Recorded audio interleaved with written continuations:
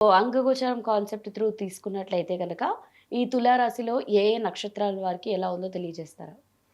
మనకి చిత్తా, స్వాతి, విశాఖ నక్షత్రాలు. ఈ 3 నక్షత్రాలు గనుక మనం చూసుకుంటే ఇందులో ఫస్ట్ చిత్తా వాళ్ళకి ధనప్రాప్తి, ఆహ్, రాజ్య లాభము 2 చూపిస్తుందండి. ఇది ఒక మంచి సమయం చిత్తా నక్షత్రం వాళ్ళకి అనుకోవాలి. ఎందుకంటే పొజిషన్ వచ్చే అవకాశం ఎక్కువగా ఉంది. ప్రమోషన్ వచ్చే అవకాశం ఎక్కువగా ఉంది. ధనం వచ్చే అవకాశం కూడా ఎక్కువగా ఉందండి.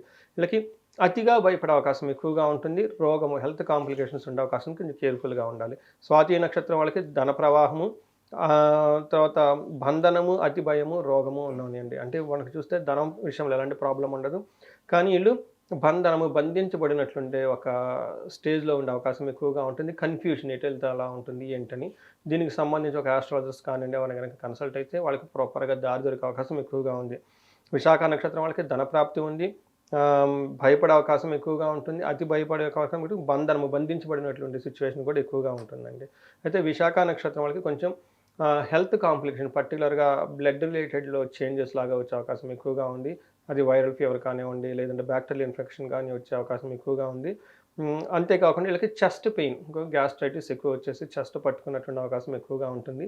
అందుకని హార్ట్ పేషెంట్స్ ఎవరైనా ఉంటే కొంచెం ప్రికాషన్స్ తీసుకోవడం చాలా చాలా ఇంపార్టెంట్ అండి. సో, ఈ మార్చ్ మంత్‌లో ఈ తులారాశి వారిని చూసినట్లయితే గనక, వీరికి ఒక కన్‌ఫ్యూజన్‌లో ఉండే అవకాశం ఎక్కువగా ఉందంటున్నారు. అండ్ ముఖ్యంగా విశాఖ నక్షత్రం వాళ్ళకి హెల్త్ ఇష్యూస్ కూడా వచ్చే అవకాశం ఉందంటున్నారు కదా! సో, వీరికి ఏవైనా వ్యక్తిగత పరిహారాలు చేసుకుంటే గనక వాళ్ళకి సొల్యూషన్ దొరికే అవకాశం ఉంటుందంటారా? ఈళ్ళు అతిగా భయపడే అవకాశం ఎక్కువగా ఉందండి. సో, ఈ భయం నుంచి సిట్యుయేషన్ నుంచి బయటికి రావాలంటే ఈళ్ళకి దుర్గాదేవిని జపం జేసుకోవాలి. చాలామంది నాకు కొంతమంది ఫోన్‌లు చేస్తుంటారు. బాలా మంత్రం చేస్తూ ఉంటాము.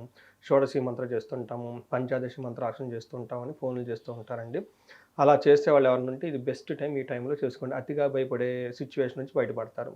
సో, దుర్గాదేవిని ఇంకెవరన్నా గనక శ్రీశైలం ఎళ్లి అక్కడ స్పర్శలింగ దర్శనం చేసుకొని, అక్కడ చండీ హోమం చేస్తారండి సామూహికంగా. చాలా పవర్‌ఫుల్. ఈ 2 గనుక చేసుకుంటే అద్భుతాలు, మిరాకిల్ జరుగుతాయి. నాకు చాలా చాలా మంది ఫోన్ చేసి చెప్తారంటండి.